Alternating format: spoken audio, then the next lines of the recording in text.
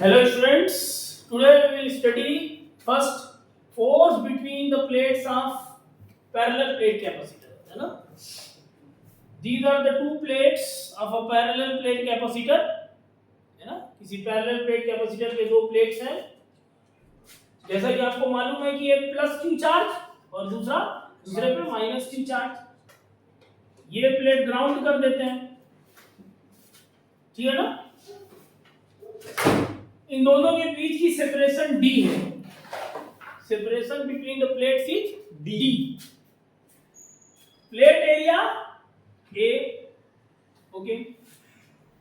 तो एक electric field establish हो जाएगी, है कि नहीं?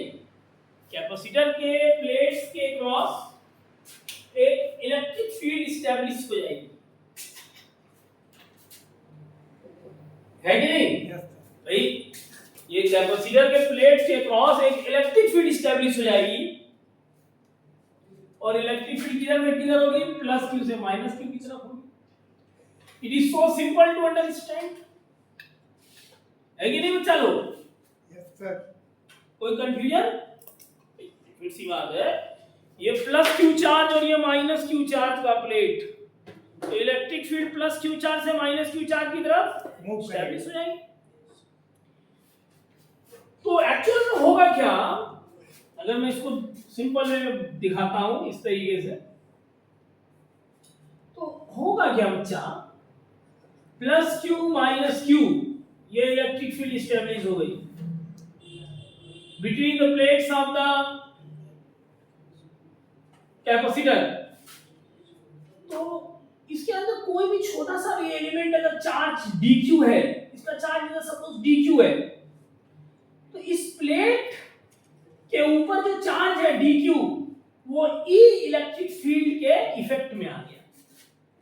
इज इट क्लियर कि यहां पर अगर dq चार्ज है तो dq चार्ज के ऊपर E इलेक्ट्रिक फील्ड स्टैब्लिश हो गई कि नहीं होगी? तो डेफिनेट सी बात है कि ये इलेक्ट्रिक फील्ड अगर निगेटिव चार्ज के ऊपर स्टैब्लिश हो गई है तो वो उसको लेफ्ट के डायरेक्शन में पुल करेगी, खींचेगी. डेफिनेट सी बात है, negatively charge particle experiences the force in the opposite direction of the external field. Field के अपोजिट डायरेक्शन में वो फोर्स एक्सपीरियंस करेगा. Is it clear? Yes sir. वही अट्रैक्टिव फोर्स होगा. तो इस छोटे से फोर्स को अगर इस dq एलिमेंट पे जो हम लिखेंगे वो df is equal to dq into E. Can we write it this way? तो एक छोटे से एलिमेंट पे मैंने फोर्स इसलिए लिखा है कि पूरा चार्ज तो पूरे प्लेट पे डिस्ट्रीब्यूटेड है, तो हम तो निकाल रहे हैं dq पे, लेकिन ये डिस्ट्रीब्यूटेड किसके ऊपर है? पूरा प्लेट के ऊपर है. कोई प्रॉब्लम की बात नहीं, हम इसको सॉल्व कर लेंगे. df is equal to dq. Electric field की वैल्यू कितनी लिखेंगे आप? What will be? Suppose it is have charge density sigma, it have charge density minus sigma. तो चार्ज डेंसिटी के टर्म में इलेक्ट्रिक फील्ड क्या लिखेंगे आप? Sigma by 2 epsilon not.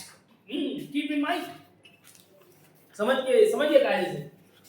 Actual में जो नेट फील्ड होती है दोनों चार्ज प्लेट की वजह से, नेट जो फील्ड होती है वो सिग्मा बाई एप्सिलॉन नॉट होती है. लेकिन जो एक चार्ज शीट प्रोड्यूस करेगी फील्ड, वो कितना प्रोड्यूस करेगी? Sigma by 2 epsilon. तो एक्चुअल में जो फील्ड यहां डेवलप होगी इस डिफरेंशियल एलिमेंट पे, इस डिफरेंशियल चार्ज पे जो फील्ड डेवलप होगी, ध्यान से समझिए इसको बच्चा लोग, try to understand it. That will be sigma upon 2 epsilon. क्योंकि एक थिन चार्ज शीट की वजह से फील्ड मैंने लिया है. हमने फील्ड किसकी वजह से लिया है? सिंगल थिन चार्ज शीट की वजह से. क्योंकि कंबाइंड इफेक्ट इसके ऊपर जो इसकी फील्ड है वो तो एस्टैब्लिश हो नहीं पाएगी. खुद ही अपने ऊपर फील्ड डेवलप करके अपने ऊपर फोर्स तो लगा नहीं पाएगा. एक्चुअल में इसके ऊपर जो फोर्स लगेगा इसकी फील्ड की वजह से लगेगा. इसलिए सिर्फ एक शीट की फील्ड यहां पर लिखेंगे sigma upon 2 epsilon naught. Getting my point? Now the force can be written as dq into sigma, charge density की वैल्यू कांस्टेंट क्वांटिटी होती है, ये तो कांस्टेंट क्वांटिटी है। Are you getting my point? इसको सिंपली क्या करेंगे हम, इंटीग्रेट हम कर सकते हैं। ये कांस्टेंट क्वांटिटी है, दोनों तरफ सीधे सीधा आप इंटीग्रेट कर दीजिए। कांस्टेंट को बाहर ले लेंगे अभी हम, तो कांस्टेंट को बाहर ले लीजिए, सिग्मा अपॉन 2 एप्सिलॉन नॉट और इंटीग्रल ऑफ डी क्यू। सिर्फ किसको आपको इंटीग्रेट करना पड़ेगा, charge. You can simply integrate from 0 to q। तो फोर्स की वैल्यू कितनी आ गई, sigma q upon 2 epsilon naught. और यू कैन राइट सिग्मा को q अपॉन a लिख सकते हैं, सिग्मा चार्ज डेंसिटी है, तो चार्ज है q, एरिया इस प्लेट का है a, तो सिग्मा को q बाय a लिख सकते हैं कि नहीं लिख सकते हैं? It can be written as q square q by a, जब होगा तो ये होगा q square upon 2 epsilon naught a। ध्यान से देखिएगा, यही फोर्स की वैल्यू है। This is the force, this is the force acting, this is the force acting between the plates of parallel plate capacitor। किसी पैरेलल प्लेट कैपेसिटर के बीच लगने वाला फोर्स की वैल्यू है q square upon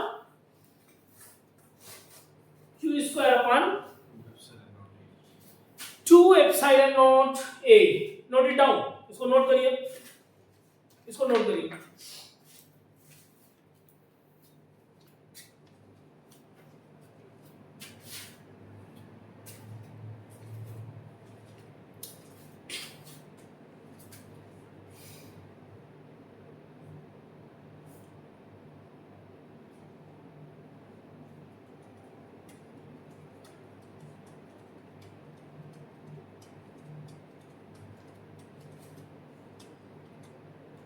Is it clear? Vivians? समझ आ रही है? Yes. सी very simple. आप ये कैलकुलस में यूज कर सकते हैं, आप सीधे सीधे भी कर सकते हैं, क्योंकि फोर्स की वैल्यू तो कांस्टेंट है, हमेशा सेम डायरेक्शन में लग रही है। सीधे सीधा आप F इक्वल टू QE भी कर देंगे तो भी रिजल्ट आ जाएगा। देखिए, अगर आप direct F equal to QE कर देते हैं तो भी रिजल्ट आ जाएगा। E की value sigma bye 2 epsilon not रख देंगे तो देखिए आपका फिर भी रिजल्ट आ गया। q बाय a रख देंगे तो q square upon 2 epsilon not.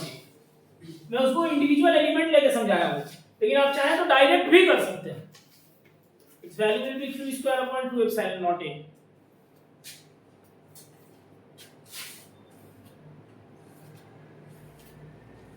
So this is the equation for the force acting between the plates of parallel plate capacitor। किसी पैरेलल प्लेट कैपेसिटर की प्लेट्स के बीच लगने वाले फोर्स की है वैल्यू।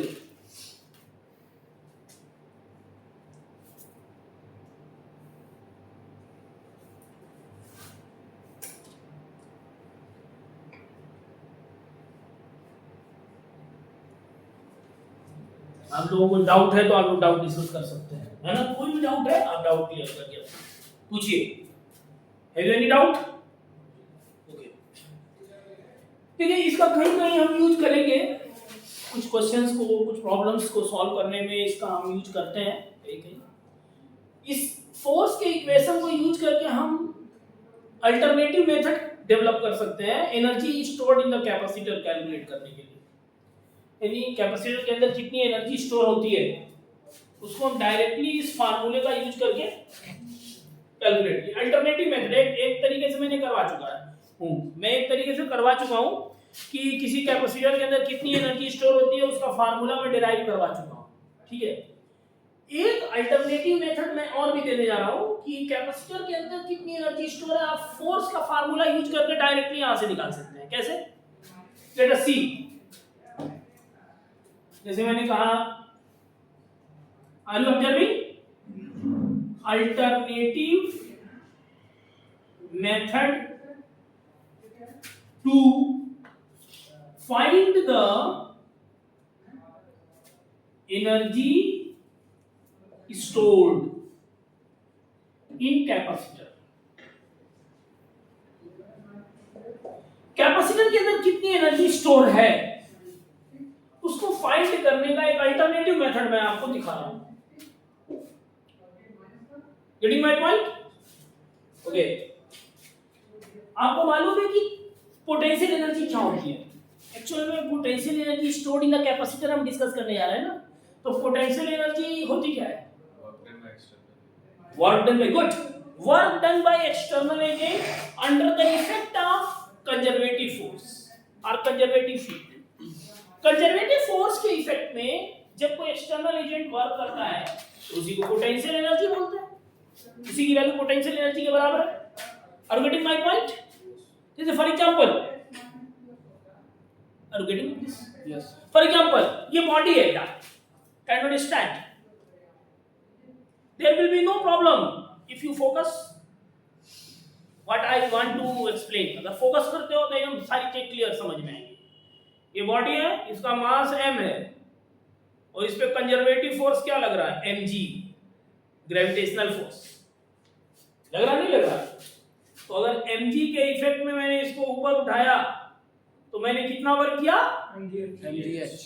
Cut, mgh। और इसी को हम इस बॉडी की पोटेंशियल एनर्जी बोलते हैं। बोलते हैं नहीं बोलते? तो एक्चुअली मैं यही बोल रहा था, आज से नहीं बहुत पहले से इसी बात को आपको एक्सप्लेन करने की कोशिश कर रहा हूँ, समझा रहा हूँ कि जब भी आपको पोटेंशियल एनर्जी सिस्टम की कैलकुलेट करनी हो, सिस्टम के अंदर पोटेंशियल एनर्जी आपको निकालनी है, तो कंजर्वेटिव फोर्स के अगेंस्ट में जो एक्सटर्नल एजेंट वर्क कर रहा है उस वर्क को आप कैलकुलेट कर लीजिए, वही आपकी पोटेंशियल एनर्जी हो जाएगी। अच्छा, अभी मैं इसके अंदर एनर्जी कितनी स्टोर है उसको कैलकुलेट करने की कोशिश कर रहा हूं। कैपेसिटर के अंदर कितनी एनर्जी स्टोर है उसको कैलकुलेट करने की कोशिश कर रहा हूं। तो अगर मैं इस डायग्राम से आपको ये बताता हूं कि इनिशियल में प्लेट्स एक दूसरे के बहुत नजदीक थे, क्लोज थे, और ये डी सेपरेशन बनाया है आपने। एक्चुअल में you have done the work, जैसे you just like an external agent, आपने उसको प्लेट को डी सेपरेशन तक लाने में कुछ काम किया है, और ये काम आपने किसके इफेक्ट में किया है? Electric force, electrostatic origin, electrostatic force के इफेक्ट में आपने किया है। यानी कि आपका अगर कैलकुलेट कर लूं मैं वर्क, आपका वर्क कैलकुलेट कर लूं डिस्प्लेस करने में इस प्लेट को, तो वही वर्क सिस्टम के अंदर एनर्जी के फॉर्म में स्टोर हो जाएगी। Are you getting my point? तो मैंने क्या किया, मैंने वर्क कैलकुलेट किया, वर्क फोर्स इनटू डिस्प्लेसमेंट, ठीक है ना। तो एक्सटर्नल एजेंट का वर्क कैलकुलेट करना है तो इसको एक्सटर्नल एजेंट कर दीजिए, फोर्स एक्सटर्नल फोर्स कर दीजिए, तो एक्सटर्नल एजेंट का वर्क हो जाएगा।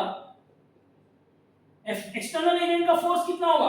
भाई जितना प्लेट के बीच फोर्स लग रहा है एक्सटर्नल एजेंट भी तो उतना ही फोर्स लगाएगा ना। भाई सिस्टम को एक्सीलरेट तो करना नहीं है। Are you getting my point? तो जितना फोर्स एक प्लेट दूसरे प्लेट को अपनी तरफ खींच रही है, लगा रही है, उतना ही फोर्स एक्सटर्नल एजेंट को भी लगाना पड़ेगा। जब उतना फोर्स एक्सटर्नल एजेंट लगाएगा तभी तो कांस्टेंट वेलोसिटी से वो डी सेपरेशन क्रिएट करेगा। तो इसलिए हम F एक्सटर्नल की जगह क्या यूज कर सकते हैं? We can use Q square upon 2 epsilon naught J। Are you getting my point?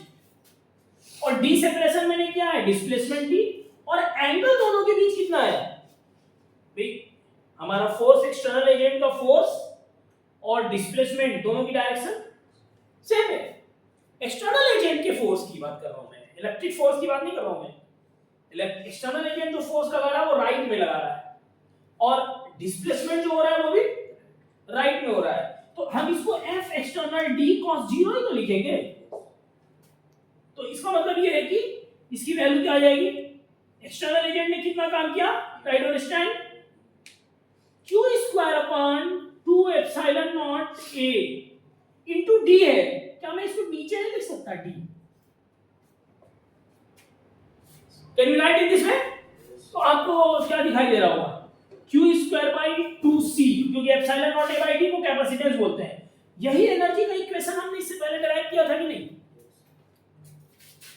फिर देखिए दूसरे मेथड से, अल्टरनेटिव मेथड से भी मैंने उसी एनर्जी के इक्वेशन को डिराइव कर लिया। यानी कि जब हम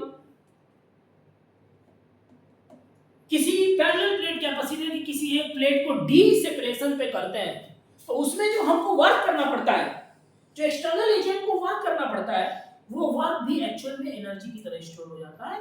तो that is also the electric potential energy stored in the capacitor, that is the energy stored in the capacitor. Getting my point? Note it down, इसको नोट करिए, अल्टरनेटिव मेथड को नोट कर लीजिए। Note this alternative method.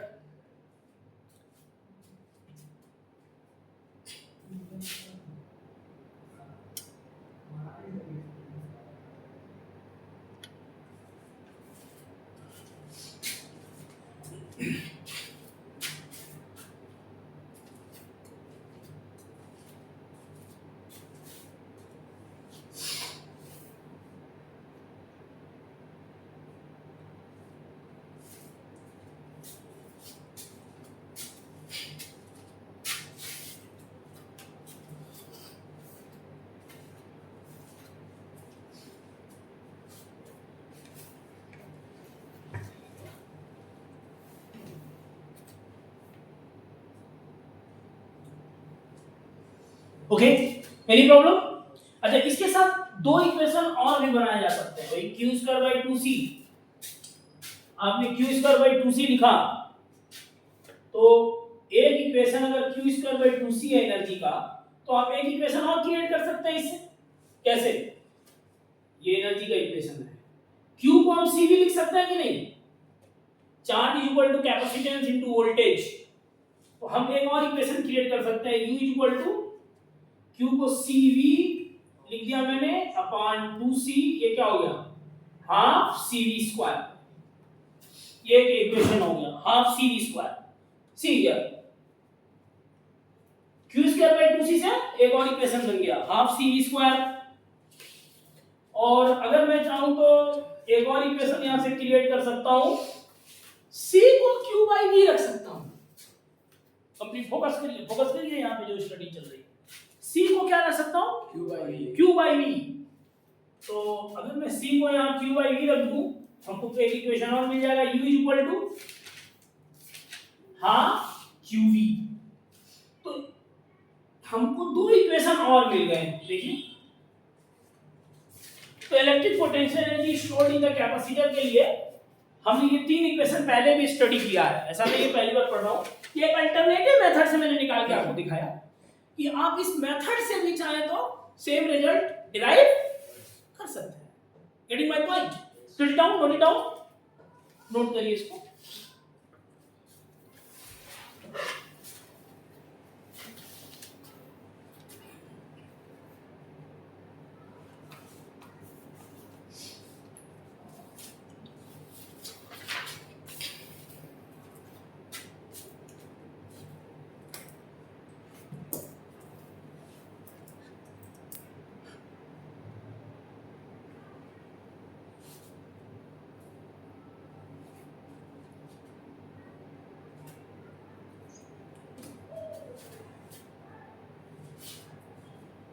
Note करिए, पहले note करिए इसको।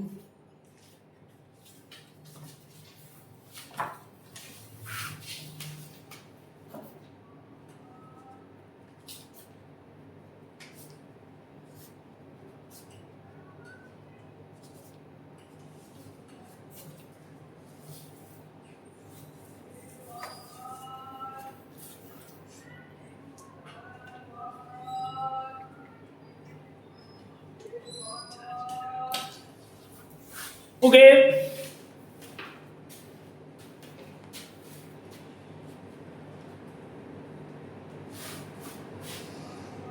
Now energy density. आइए हम स्टडी करते हैं एनर्जी डेंसिटी के बारे में, ठीक है? तो एनर्जी डेंसिटी क्या होती है? एनर्जी डेंसिटी, ठीक है? आज हम एनर्जी से रिलेटेड चीजें डिस्कस कर रहे हैं। आज जो कुछ भी एनर्जी से रिलेटेड चीजें कुछ छूट गई थी हमारी, जो नए कॉन्सेप्ट्स या नया कुछ एप्लीकेशंस, उसी को स्टडी करना है आज, ठीक है ना? तो देखिए, एनर्जी डेंसिटी,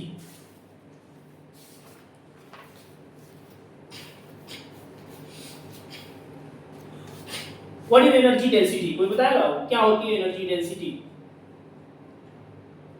एनीवन? अच्छा, एनर्जी जो स्टोर होती है, पहले ध्यान से समझिएगा, ये एनर्जी जो स्टोर होती है कैपेसिटर के अंदर, वो कहाँ स्टोर होती है? एनर्जी किस फॉर्म में स्टोर होती है कैपेसिटर के अंदर? लिसन टू माय क्वेश्चन, जो कैपेसिटर के अंदर एनर्जी स्टोर होती है वो कहाँ स्टोर होती है?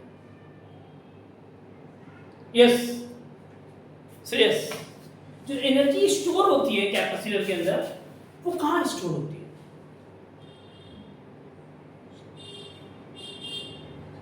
एनीवन? एनर्जी स्टोर है ये हम जान रहे हैं, लेकिन where the energy is stored? In the system. नहीं, डेफिनेट सी बात है, एनर्जी तो इन द सिस्टम में है, but energy is stored within the electric field. ध्यान से समझिएगा, वो इलेक्ट्रिक फील्ड के अंदर स्टोर होती है, क्योंकि इलेक्ट्रिक फील्ड के अंदर वर्क करने की एबिलिटी होती है। भाई जिसके अंदर वर्क करने की एबिलिटी है, एनर्जी वहीं में स्टोर होगी। हमने कहा कि you have the energy, what does it mean? इसका मतलब आप वर्क कर सकते हो, क्योंकि आपके अंदर वर्क करने की एबिलिटी है, यानी आपके अंदर एनर्जी इसलिए स्टोर है। Are you getting my point? Yes. तो एक्चुअल में जिसके अंदर वर्क करने की एबिलिटी होती है, जो फैक्टर वर्क कर सकता है, वही एनर्जी के लिए रिस्पांसिबल होता है। जो फैक्टर वर्क कर सकता है वही एनर्जी के लिए रिस्पांसिबल होता है। हमने कहा यहाँ पे जो ग्रेविटेशनल जो पोटेंशियल एनर्जी होती है वो किसके अंदर स्टोर होती है? इन द ग्रेविटेशनल फील्ड, क्योंकि जहां ग्रेविटेशनल फील्ड होगी वहां ग्रेविटेशनल फोर्स लगेगा, जहां इलेक्ट्रिक फील्ड होगी वहां इलेक्ट्रिक फोर्स लगेगा। इलेक्ट्रिक फील्ड में आपने कोई चार्ज रख दिया, अब उस चार्ज के अंदर मोशन होने लगेगा, उसकी वेलोसिटी चेंज होने लगेगी, मतलब कि इलेक्ट्रिक फील्ड के अंदर वर्क करने की एबिलिटी होती है। तो एक्चुअल में हम ये कहते हैं कि energy stored within the electric field. तो एनर्जी कहाँ स्टोर होती है बच्चा? ये जो एनर्जी आपने यहाँ पे निकाली है, ये एनर्जी कहाँ स्टोर्ड है? With in the electric field. With in the electric field. Right now this energy is stored within the electric field. तो इलेक्ट्रिक फील्ड के अंदर ये एनर्जी स्टोर होती है। Is it clear? बात समझ में आ रही है बच्चा लोग? This energy is stored within the electric field. ये इलेक्ट्रिक फील्ड के अंदर एनर्जी स्टोर होती है।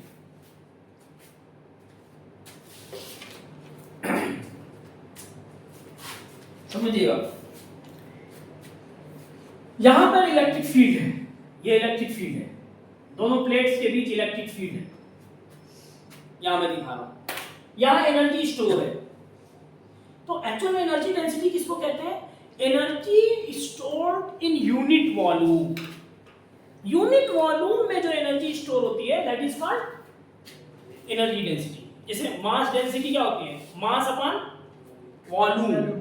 तो एनर्जी डेंसिटी का फार्मूला बनता है एनर्जी अपॉन वॉल्यूम, यानी जितने वॉल्यूम के अंदर एनर्जी स्टोर्ड है, ध्यान दीजिएगा, जितने एनर्जी के अंदर जितने वॉल्यूम के अंदर एनर्जी स्टोर है उसी को कहते हैं energy density. Are you getting my point?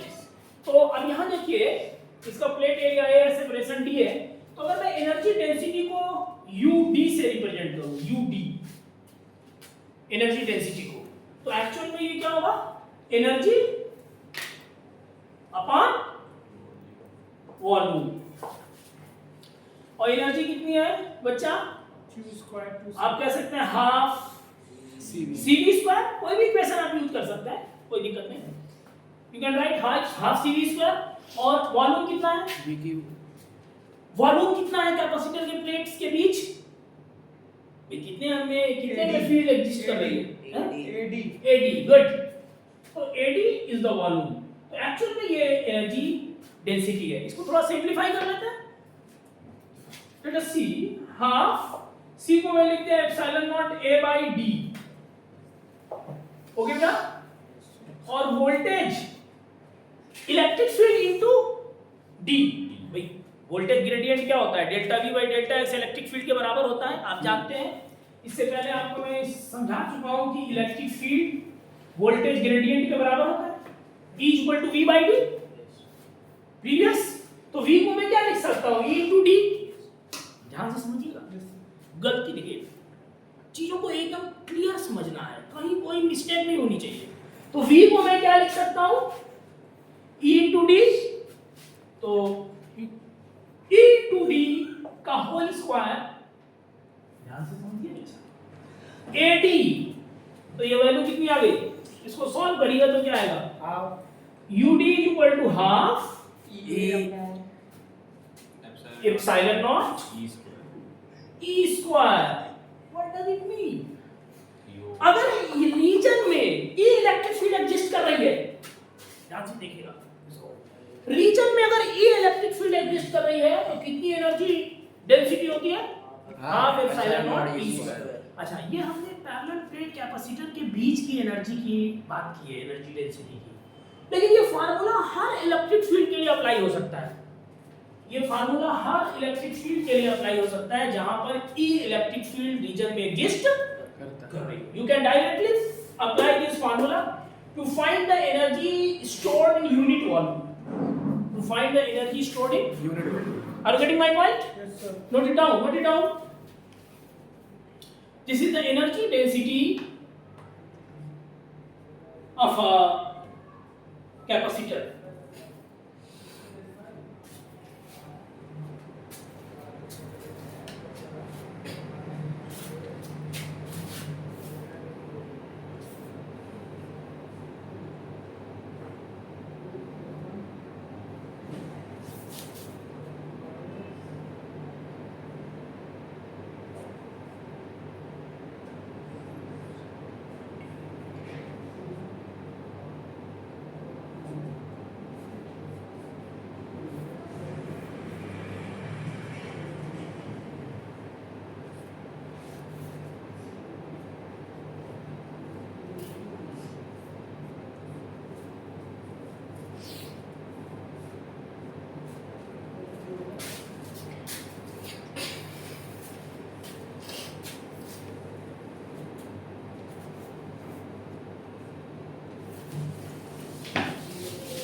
Done? ठीक है, ये बात समझ में आ रही है?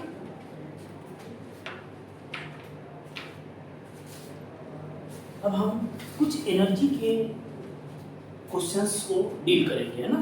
कुछ क्वेश्चंस हम एनर्जी पे डील करेंगे, ठीक है? कि हम किसी सिस्टम की एनर्जी कैसे कैलकुलेट कर सकते हैं, ठीक है? सिस्टम क्या मतलब, कैपेसिटर की एनर्जी तो हमने कैलकुलेट कर ही लिया है। एक बहुत इंपॉर्टेंट बात समझने की कोशिश करिएगा।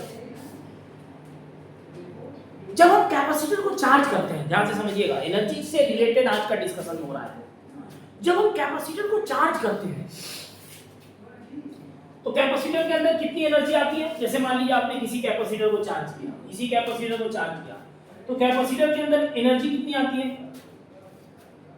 U is equal to half QV, ये एनर्जी आती है।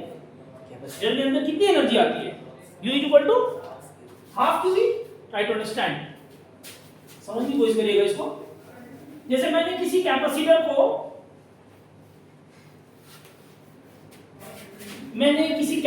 को वोल्टेज सोर्स लगा करके चार्ज करना शुरू किया, तो डिफरेंट सी बात है, अभी कैपेसिटेंस है, कोई चार्ज नहीं है, V वोल्टेज लगाया, स्विच मैंने क्लोज किया T इक्वल टू 0 पे। स्विच क्लोज करते ही थोड़ी देर में कंडीशन क्या पहुंचेगी, ये कैपेसिटर चार्ज हो जाएगा। कैपेसिटर कितने वोल्टेज से? V वोल्टेज से, और इसके क्रॉस वोल्टेज V होगा और Q और माइनस Q चार्ज होगा। ये मैंने स्विच क्लोज कर रखा था, स्विच क्लोज है, तो कैपेसिटर चार्ज हो गया। तो एक्चुअल में अगर मैं आपसे ये कहूं कि वर्क कितना किया है बैटरी ने, सेल ने वर्क कितना किया है, आप क्या बताएंगे? Work done by the cell और बैटरी जो भी लगा हुआ है इसके cross, work done by the battery, battery ने कितना काम किया? 1/2 QV। It is not 1/2 QV, it is QV। Actual में हुआ क्या है, V वोल्टेज पे Q चार्ज का ट्रांसफर हुआ है, V वोल्टेज पे अगर आप किसी चार्ज Q को V वोल्टेज पे लेके आते हैं तो कितना वर्क करना पड़ता है? Q भाई इलेक्ट्रोस्टैटिक पोटेंशियल में आपने स्टडी किया है कि अगर आप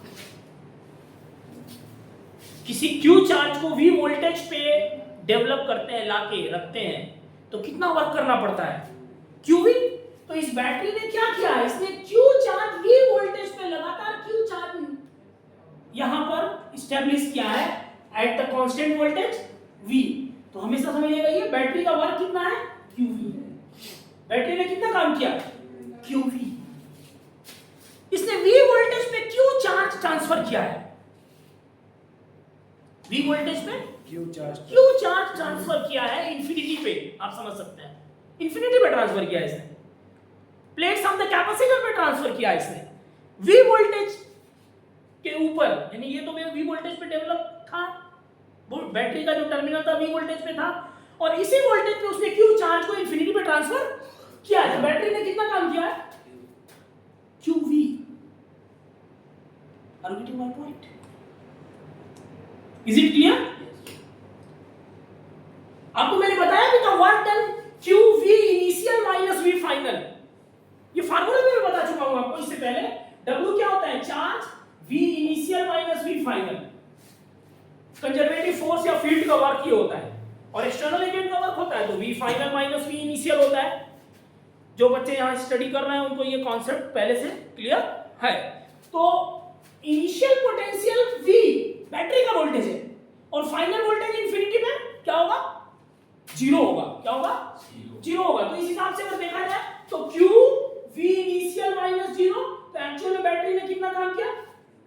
यानी बैटरी की फील्ड ने कितना काम किया? इलेक्ट्रोस्टैटिक फील्ड ने कितना काम किया? QV। Are you getting my point? Yes sir. लेकिन बड़े आश्चर्य स्ट्रेंजफुल, इट्स अ वेरी स्ट्रेंजफुल थिंग कि वर्क तो किया QV, लेकिन इसके अंदर एनर्जी स्टोर हो रही है half Q। Rest of the half QV energy कहां गई? Half QV। भाई अगर बैटरी ने वर्क किया QV, जैसे मान मैंने वर्क किया, समझने की कोशिश करिएगा, it's very interesting point two understand. हमने इसको उठाने में वर्क किया mgh, तो मैं बोलता हूं इसके अंदर पोटेंशियल एनर्जी आई mgh, क्योंकि मेरा वर्क भी है वही पोटेंशियल एनर्जी के बराबर है। लेकिन यहां पर बैटरी टोटल वर्क जो कर रही है वो QV कर रही है, सिस्टम ऑफ हमारा ये कैपेसिटर के ऊपर। लेकिन कैपेसिटर के अंदर एनर्जी कितनी आ रही है? Half QV। हाफ QV कहां जा रही है? वर्क डन करने में नहीं, वर्क डन तो टोटल QV है, लेकिन एनर्जी स्टोर हो रही है हाफ QV। हाफ QV कहां जा रही है?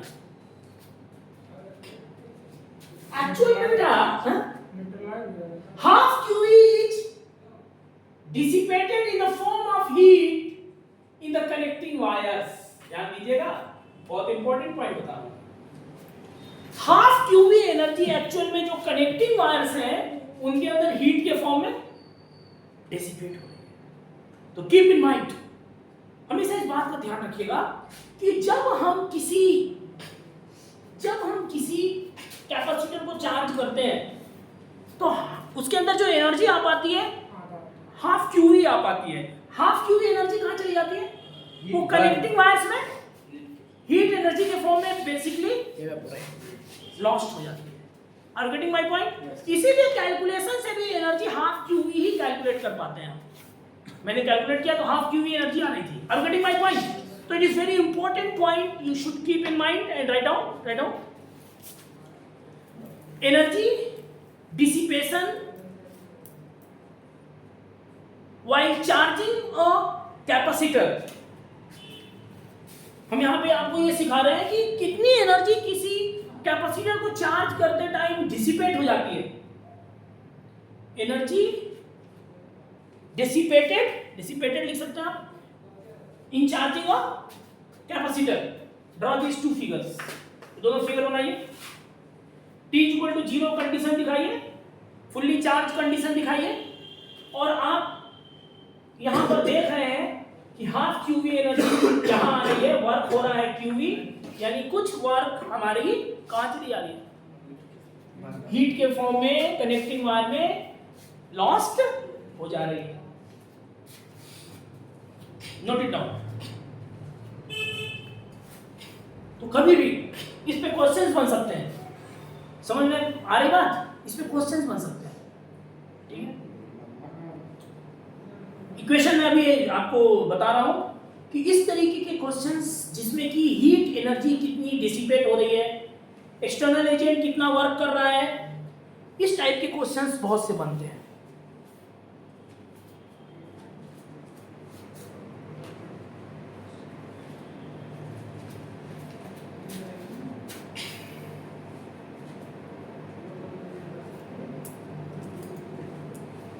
Basically today we are discussing about some aspects of energy stored in the capacitor. Energy related जो concepts हैं कुछ वो डिस्कस हम कर रहे हैं। जब आपने लिख लिया तो नीचे लिख लीजिए। Thus we see that half of the work done by the battery, half of the work done by the battery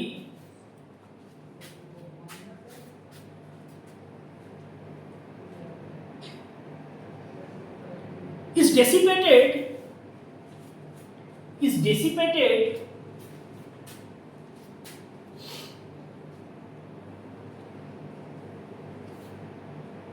in the form of heat in connecting wires. अब कोई और भी फॉर्म्स हो सकते होंगे, तो मैं जनरली मेजर फॉर्म हीट होता ही होता है उसका।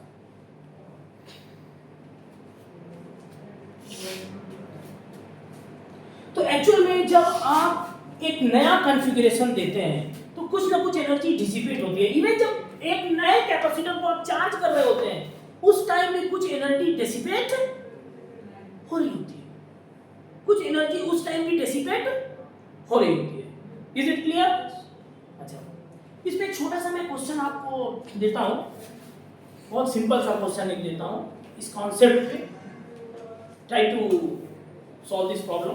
अच्छा, एक पहले इक्वेशन लिखिए, समझिए। एक्चुअल में कई बार heat energy, work done by external agent, battery का work, potential energy stored in the capacitor में एक रिलेशन आपको मालूम होना चाहिए प्रॉब्लम को डिस्कस करने के लिए, सॉल्व करने के लिए, ठीक है ना। अगर आपको ये रिलेशन मालूम रहेगा तो आप बहुत सी पैरामीटर्स आसानी से कैलकुलेट कर लेंगे। तो अगर मैं इसको सिस्टम मान लूं, अभी तो मैं एक छोटा सा डिस्कशन किया हूं, अगर मैं इसको सिस्टम मान लूं, ध्यान दीजिएगा, अगर इसमें कैपेसिटर को एक सिस्टम मान लूं तो इस कैपेसिटर पे एक्चुअल में कौन काम कर रहा है, कौन काम कर रहा है इस पे? बैटरी। भाई कैपेसिटर को एक सिस्टम मान लो तो इस पे कौन काम कर रहा है?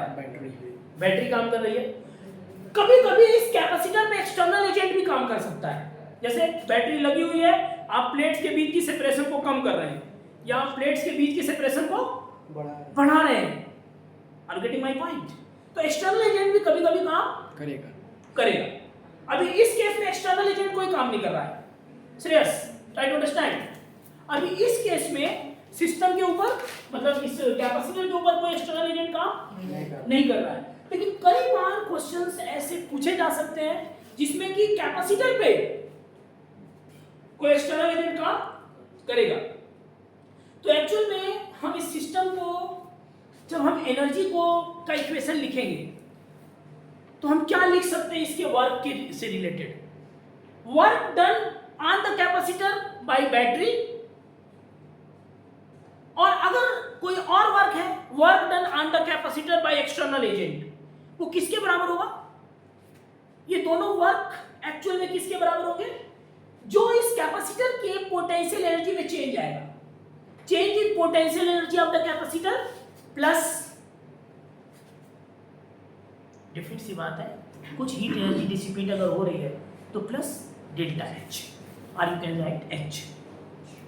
Getting my point? तो एक इक्वेशन बहुत इंपॉर्टेंट है, उसको आप ध्यान में रखिएगा। इस पे क्वेश्चंस बनेंगे आगे, सिंपल क्वेश्चंस होंगे, लेकिन आपको ये इक्वेशन अगर क्लियर है तो आप क्वेश्चंस को डील कर पाएंगे, ठीक है। तो अगर मान लीजिए मैं इस कैपेसिटर को ध्यान में रखते हुए इक्वेशन लिख रहा हूं, तो आप क्या लिख सकते हैं, work by battery on work done by battery on capacitor plus work done by external agent. ये किसके बराबर होगा, इज इक्वल टू, ये किसके बराबर होगा, change in potential energy of capacitor की potential energy change plus heat energy dissipated, फिर सी बात है, वो सारी की सारी एनर्जी, ये जो दोनों वर्क हुआ है वो सारा का सारा अगर पोटेंशियल एनर्जी के फॉर्म में चेंज हो गया तो अच्छी बात है, लेकिन ऐसा जनरली होता नहीं है। अगर होता है तो हीट एनर्जी वहां पे जीरो हो जाएगी, डिसिपेटेड। लेकिन बेसिकली ये हमारा मेजर इक्वेशन है, इसी इक्वेशन को आपको दिमाग में रखना है। Keep in mind, you should keep in mind this equation. आपको इस इक्वेशन को दिमाग में रखना है। Work by battery on capacitor plus work done by external agent is equal to change in potential energy of the capacitor plus heat energy dissipated. I am getting my point. इसको लिखिए पहले equation, तो मैं आपको दिखाता हूं।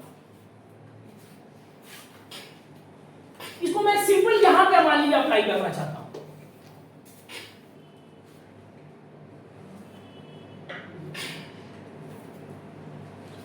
Heading क्या है? नहीं, इसी कंटिन्यूएशन में लिखिए जो मैंने अभी कैपेसिटर के अंदर कनेक्टिंग वायर में एनर्जी डिसिपेट को कंक्लूड करवाया है, उसी के कंटिन्यूएशन में इसको लिखिए। Work by battery on capacitor plus work done by external agent is equal to change in potential energy of capacitor plus heat energy.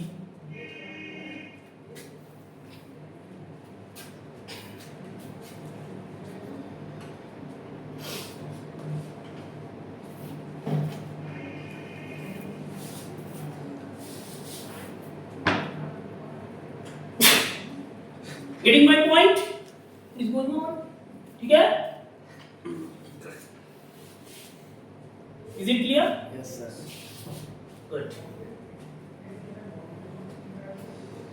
समझने की कोशिश कीजिएगा। अगर मैं इसी कॉन्सेप्ट को यहां अप्लाई करता हूं, इसी कॉन्सेप्ट को इसी इक्वेशन में अप्लाई करता हूं, तो अभी जो आपने देखा मैं इस कैपेसिटर को चार्ज कर रहा था, तो कैपेसिटर पे इनिशियल में किसी एक्सटर्नल एजेंट ने काम किया? कैपेसिटर पे कोई एक्सटर्नल एजेंट काम कर रहा है? इस समय नहीं कर रहा है। यानी work done by the external agent zero लिखूंगा। Are getting my point? अच्छा, work done by the battery क्या है? एक्सटर्नल एजेंट का वर्क जीरो है। Work done by the battery क्या है? QV। Good, is equal to, अच्छा बताइए change in potential energy, system के अंदर पोटेंशियल एनर्जी कितना चेंज हुई? शुरू में कितनी थी? शुरू में कितनी पोटेंशियल एनर्जी थी कैपेसिटर पे? अभी इनिशियल जीरो, और फाइनली कितनी हो गई? Half qv. तो एक्चुअल में चेंज इन पोटेंशियल एनर्जी कितना हुआ? Half qv. Final minus initial change in potential energy plus heat energy dissipated. अब देखिए मैं इसी इक्वेशन को अप्लाई कर रहा हूं। और भी इक्वेशन, और भी सिस्टम के लिए, प्रॉब्लम्स के लिए ये इक्वेशन अप्लाई हो सकता है। thus we can write QV minus half QE is equal to H। तो H is equal to half QE। तो इस इक्वेशन से क्या पता चलता है कितनी हीट एनर्जी डेसिपेट हो रही है? Half QE। यानी जब आप किसी कैपेसिटर को चार्ज कर रहे हो तो half QV energy connecting wire में डेसिपेट हो रही है। Are you getting my point? Clear हो रहा है ना? इस इक्वेशन को बहुत सिंपल इक्वेशन है और डिफरेंट केसेस में इसको अप्लाई हम कर सकते हैं। Getting my point? Note it down, इसको नोट करिए, लिखिए the above charging of capacitor, हाँ इस इक्वेशन के बाद नीचे लिखिए द अबव नहीं, इससे पहले लिखिए the above equation can be applied for charging of a capacitor, या ऐसे the above equation can be applied to calculate heat energy dissipated. The above equation can be applied to calculate the heat energy dissipated during the charging of a capacitor.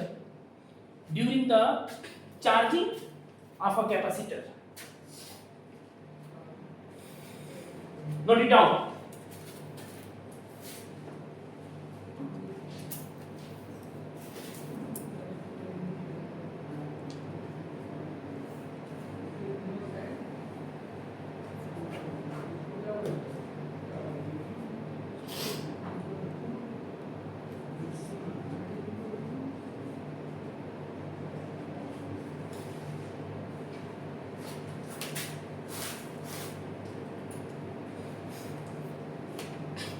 Are you getting my point?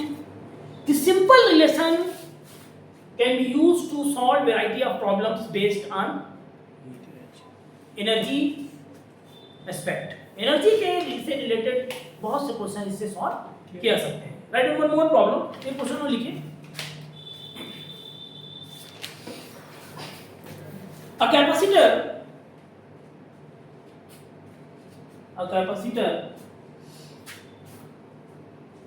of capacitance C naught, capacitor of capacitance C naught is charged with voltage V naught,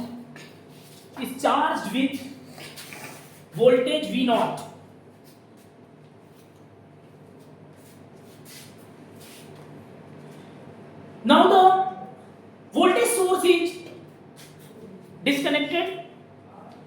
the voltage source is disconnected.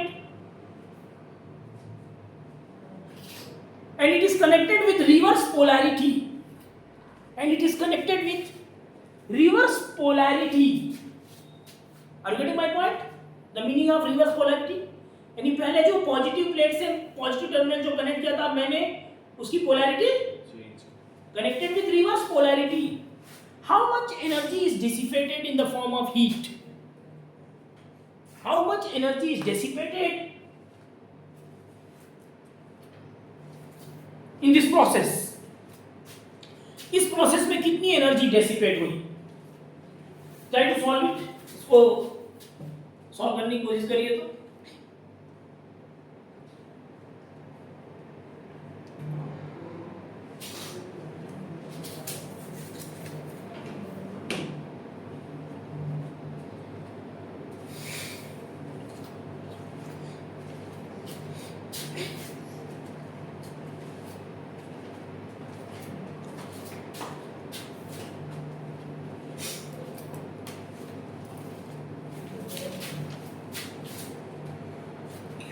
आपको समझ आ रहा है ना question? जैसे मान लीजिए कि मैंने किसी कैपेसिटर को, ध्यान दीजिएगा,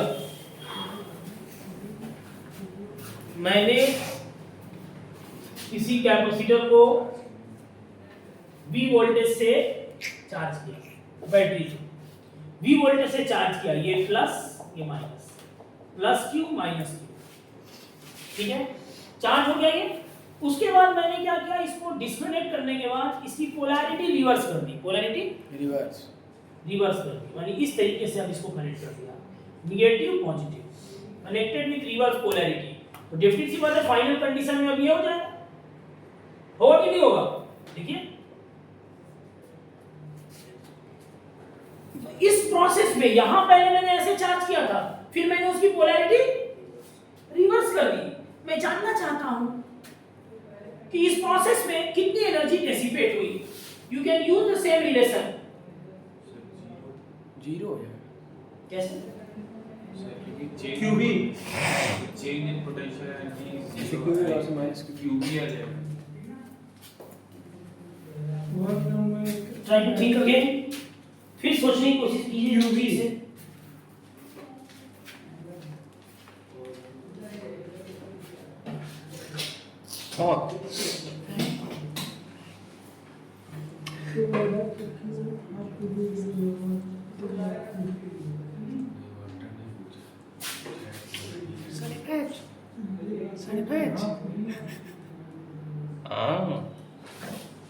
वर्क होगा क्यूबी कितना? जीरो। देखिए वर्क बाय बैटरी, बैटरी कितना वर्क कर रही है? अच्छा बताइए, V। मैंने Q चार्ज को माइनस Q पहुंचाना है, तो कितना अमाउंट चार्ज का कितना ट्रांसफर हो रहा है? Half QV. Q था चार्ज, अब फिर इस पे माइनस Q कर दिया मैंने, तो डिफरेंट सी बात है। अगर ये Q चार्ज था फिर माइनस Q करना पड़ा, Q चार्ज था मान लीजिए, इसको माइनस Q करना पड़ा, तो एक्चुअल में कितना चार्ज का ट्रांसफर हुआ? Not getting my point? Getting sir. भाई Q और माइनस Q के बीच कितने चार्ज का ट्रांसफर हुआ? 2Q। 2Q। तो एक्चुअल में V वोल्टेज पे बैटरी ने कितना काम किया? 2QV। Work done by battery on capacitor plus work done by external agent, zero. External agent ने कोई काम नहीं किया। चेंज इन पोटेंशियल एनर्जी कितना हुआ? पोटेंशियल एनर्जी में कितना चेंज हुआ है? How much? Half cube. नहीं, how much change in potential energy? Initial में पोटेंशियल एनर्जी कितनी थी? यहाँ कितनी पोटेंशियल एनर्जी थी? अभी कितनी पोटेंशियल एनर्जी है जब चार्ज है ये? Half QV. Half Q V. अभी कितनी एनर्जी है? Zero. Energy is a scalar quantity. अभी जितनी एनर्जी हाफ क्यू वी इसमें स्टोर है, अभी भी उतनी एनर्जी यहाँ पे स्टोर है। यानी change in potential energy zero. Zero. तो हीट एनर्जी कितनी जनरेट हो रही है? H is equal to 2QV। Q को आप C लिख सकते हैं, C naught V naught V square, 2C naught V square, this much amount of heat energy dissipated.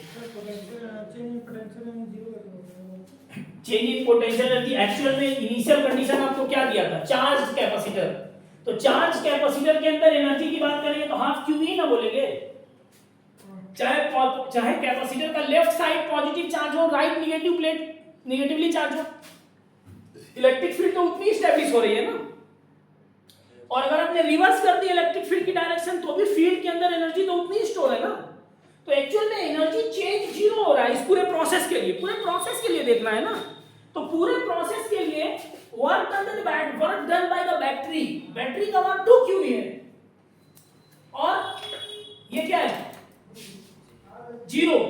External agent ने कोई काम नहीं किया, प्लस पोटेंशियल एनर्जी में चेंज जीरो है, और हीट एनर्जी यहाँ डेसिपेट हो रही जो आपको दिखाई दे रहा है। Are you getting my point? मेरे कहने का मतलब ये इक्वेशन बहुत इंपॉर्टेंट है। आप इसको बहुत सी जगहों पे यूज करके बहुत से अननोन क्वांटिटीज कैलकुलेट कर सकते हैं। Is it clear? Yes sir.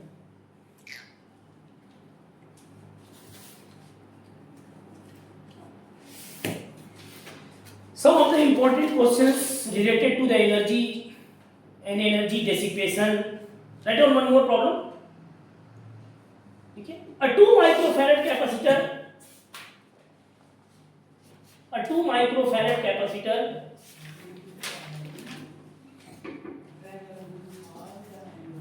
is charged by 10 volt battery. Charged by 10 volt battery. Find first work done by battery, work done by battery. Second, energy stored by capacitor.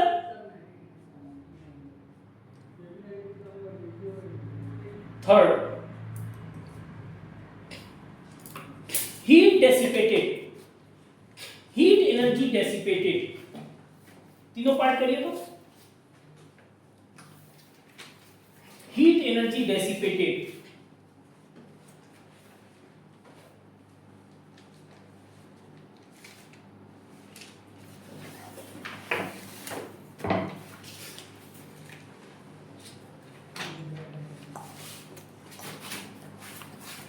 There are three parts of this problem, है ना? तीनों part अगर करिए तो देखें, किसी भी एक पार्ट के लिए आपको हो सकता है इस इक्वेशन की जरूरत पड़े जो मैंने अभी सिखाया आपको।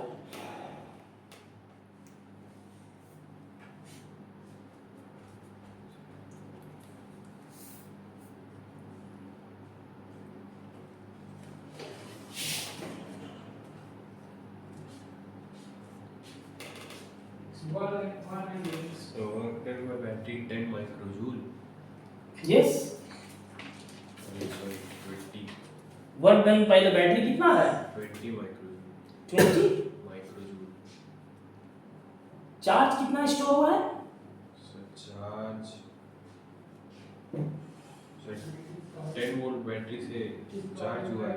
हाँ यार, यस यस, कितना चार्ज स्टोर हुआ सिस्टम पे? Q equal to CV। भाई चार्ज कितना स्टोर होगा? Q equal to CV। पहले आपको क्या कैलकुलेट करना है? सबसे पहले आपको क्या कैलकुलेट करना है इसमें? Work done by battery. Work done by battery. तो work done by the battery क्या होगा? Q into V। तो बैटरी इतना ही तो काम करेगी, और बैटरी के ऊपर वो कितना चार्ज स्टोर हुआ है कैपेसिटर पे? So 20. जितना चार्ज कैपेसिटर पे स्टोर है उतना ही तो बैटरी ने भेजा होगा। 20. कितना चार्ज? So 20. 20। और CV, Q को CV लिख सकते हैं आप, लिख सकते हैं ही नहीं? कैपेसिटेंस कितना है? Capacitor से 2। 2 micro. वोल्टेज कितना है? 10 10 into 10, तो कितना हो गया? 200 माइक्रोजूल आ गया। बैटरी ने इतना काम किया है, 200 माइक्रोजूल। एक्चुअल में W equal to QV is the work done by the battery ना, क्योंकि बैटरी ने उस कैपेसिटर को Q चार्ज दे करके चार्ज किया है। तो V वोल्टेज पे Q चार्ज निकालने के लिए बैटरी ने कितना काम किया होगा? QV। V वोल्टेज पे Q चार्ज ट्रांसफर करने के लिए बैटरी ने कितना काम किया होगा? QV। तो QV का मतलब Q को CV लिख दिया मैंने, 200 माइक्रोजूल। ये कितना वर्क किया? किसने वर्क किया? So battery. बैटरी ने। दूसरा क्या क्वेश्चन पूछा है इससे? Energy stored by capacitor. Energy stored by Capacitor. Capacitor. तो कैपेसिटर के अंदर तो वही इतनी एनर्जी आएगी, Half QV. Half QV, as you know. तो 100. 100, इसको कैलकुलेट कर लीजिए, 1/2। चार्ज कितना है? 20, वोल्टेज 10, तो कितना आ गया? 100 माइक्रोजूल। 100 माइक्रोजूल एनर्जी क्या है? कहाँ स्टोर है? Capacitor. कैपेसिटर के अंदर स्टोर होगी। ओके, थर्ड क्वेश्चन क्या पूछ रहा है? Heat energy dissipated. कितनी हीट एनर्जी डिसिपेटेड? 100. 100। आप चाहो तो इस इक्वेशन से भी सोच सकते हो। Work done by the battery दिया हुआ है कितना? 200. 200। Work done by the battery 200 plus कोई एक्सटर्नल एजेंट है ही नहीं, उसका वर्क है ही नहीं। चेंज इन पोटेंशियल एनर्जी कितना हुआ है? 100. 100 प्लस हीट एनर्जी डेसिपेटेड। तो कितनी हीट एनर्जी डेसिपेट हुई? 100 microjoule. So simple to calculate, so simple to calculate.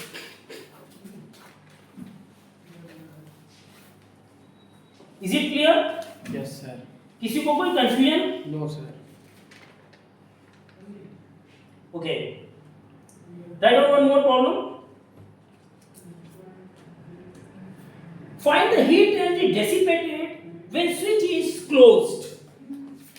Question दे रहा हूं मैं। Find the डायग्राम में बना। Find the heat energy dissipated when switch is closed. Suppose कर लीजिए ये दो कैपेसिटर हैं और इसको 10 वोल्ट से मैंने कनेक्ट कर दिया है। Each capacitor is 2 microfarad. Apply this concept. Find the heat energy dissipated when switch is closed. Can you apply?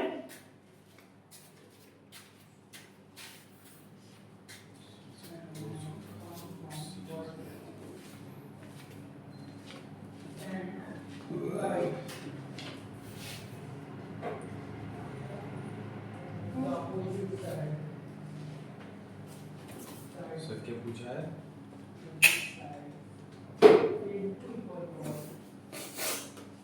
Sir heat energy dissipated. Yes, Sir, you have to calculate the heat energy dissipated Sir, 100. when switch is closed. No, not correct. 50. अच्छा भाई initial में potential energy कितनी है system की? Initial 0. क्योंकि circuit open है ना, Yes, sir. Circuit open है तो इनिशियल में कोई पोटेंशियल एनर्जी सिस्टम की नहीं है। 50 है. फाइनल तक इसको स्विच को close, yes correct. 50 is correct. जब मैंने स्विच को क्लोज कर दिया, डेफिनेट सी बात है जब स्विच को मैं क्लोज कर दूंगा तो फाइनली कितनी एनर्जी आ जाएगी? 2 और 2 माइक्रोफैराड सीरीज में है, 1/2 प्लस 1/2 1 माइक्रोफैराड, तो एनर्जी कितनी आ गई इसकी? Half Half C into 1 into 10. V square 10 square, 100.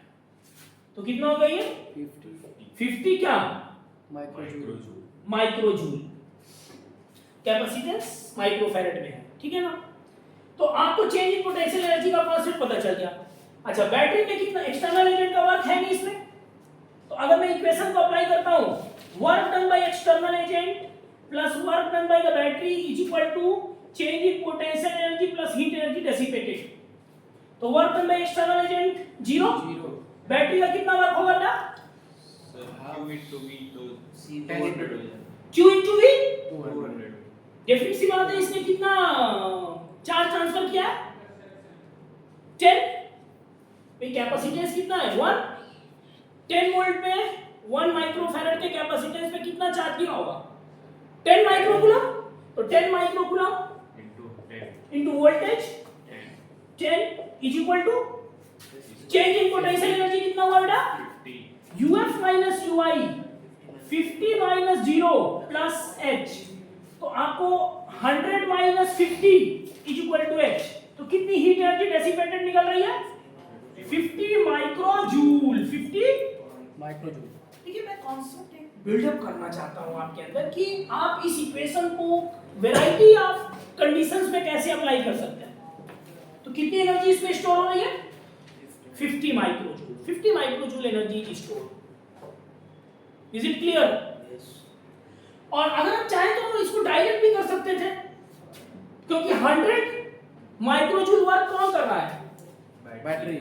तो डिफरेंट सी बात है, आधी एनर्जी गायब. कहाँ जाएगी? कनेक्टिंग वायर में। तो आप सीधे एक आंसर बोल सकते थे कि 50 microjoule energy is dissipated as a heat. Are getting my point? Yes, sir. अभी तो कहीं से कोई एक्सटर्नल एजेंट काम नहीं कर रहा था। पूरे क्वेश्चन में अभी तक जो भी मैंने का बताया उसमें एक्सटर्नल एजेंट कोई काम नहीं कर रहा. अगर मैं आपसे क्वेश्चन में थोड़ा सा मॉडिफाई करके आपको दे दूं, मैं बोलूं कि कैपेसिटर के प्लेट्स के बीच की सेपरेशन डबल कर दी गई। कैपेसिटर के प्लेट्स के बीच की सेपरेशन डबल कर दी गई। एक्सटर्नल एजेंट ने कैपेसिटर के प्लेट्स के बीच की सेपरेशन डबल कर दी, तो अब आपको एक्सटर्नल एजेंट का वर्क भी कैलकुलेट करना पड़ेगा। तो इस तरीके के क्वेश्चंस को कैसे डील करना है उसको लेटर ऑन हम देखते हैं कि how this equation can be applied in the same way when some work is done by external agent on the capacitor। आपने कैपेसिटर के प्लेट्स के बीच की सेपरेशन कम कर दी, आपने कैपेसिटर के प्लेट्स के बीच की सेपरेशन बढ़ा दी, तो उस केस में एक टर्म जो बार बार W एक्सटर्नल 0 हो जा रहा था, ये 0 नहीं होगा, and then you will find the new values. Getting my point? तो इस तरीके के क्वेश्चंस को ऐसे सोचते हैं, ठीक है। उसका मेजर इक्वेशन यही होता है, इसी के अराउंड जितने भी एनर्जी के इक्वेशंस, जितने भी एनर्जी के प्रॉब्लम्स होंगे कैपेसिटर से रिलेटेड, अगर वो कंपटीशन लेवल पे भी जाता है, जेई लेवल पे जाता है, तो आप इस इक्वेशन के अकॉर्डिंग सोच करके उसको सॉल्व कर सकते हैं। Getting my point? ओके, तो आज के लिए हम इतना ही डिस्कशन रखते हैं।